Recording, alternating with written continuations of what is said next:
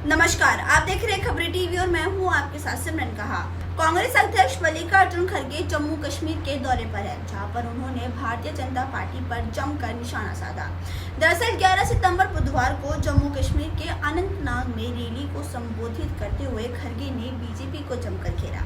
उन्होंने कहा कि अगर 20 सीटें और आ जाती तो ये सब जेल में होते। खड़गे ने कहा कि कहां गए 400 पार वाले, वो लोग 240 सीट पर सिमट गए। अगर हमें 20 सीटें और आ जाती तो ये सारे लोग जेल में होते। ये लोग जेल में रहने के लायक है। बीजेपी भाषण तो बहुत देती है, लेकिन काम और कथनी में बहुत अंतर होता है। बीजेपी चाहे जितनी कोशिश कर ले, कांग्रेस और नेशनल कॉन्फ्रेंस का गठबंधन कमजोर नहीं होगा।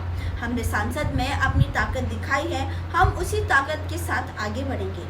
उन्होंने कहा कि बीजेपी यहां पर लोगों को तोड़ फोड़ कर हिंदू मुस्लिम को बांटने की कोशिश कर रही है, लेकिन इनकी कोशिश जिंदगी में कभी कामयाब नहीं होगी। ऐसे बीजेपी और आरएसएस के हजारों कार्यकर्ता आएंगे और चले जाएंगे।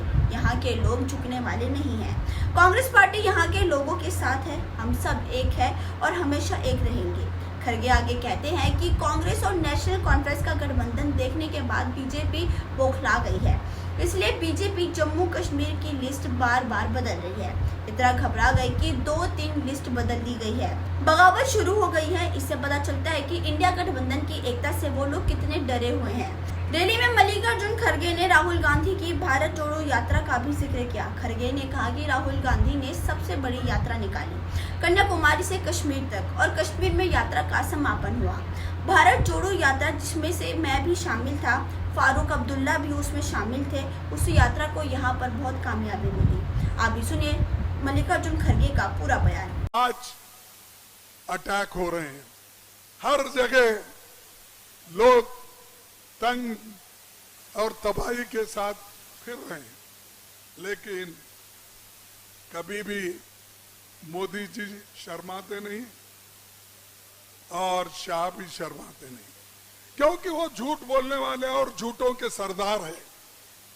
और जो झूठों के सरदार होते हैं वो ऐसे ही बोलते जाते हैं, लेकिन हम सच बोलने वाले हैं।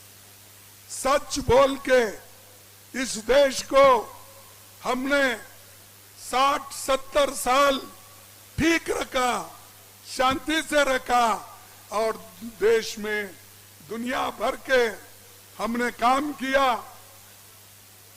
इरिगेशन का, पब्लिक सेक्टर का, एम्प्लॉयमेंट का पंडित जवाहरलाल नेहरू जी की देन है, और हमने ये करके दिखाया। अभी फिलहाल बस इतना ही। ऐसी ही खबरों के लिए आप देखते रहिए खबरें टीवी। धन्यवाद। आज अटैक हो रहे हैं, हर जगह लोग तंग और तबाही के साथ फिर रहे हैं, लेकिन कभी भी मोदी जी शर्माते नहीं और शाह भी शर्माते नहीं, क्योंकि वो झूठ बोलने वाले और झूठों के सरदार हैं।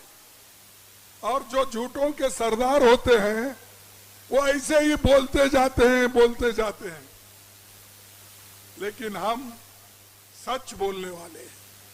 सच बोल के इस देश को हमने 60-70 साल ठीक रखा, शांति से रखा, और देश में दुनिया भर के हमने काम किया।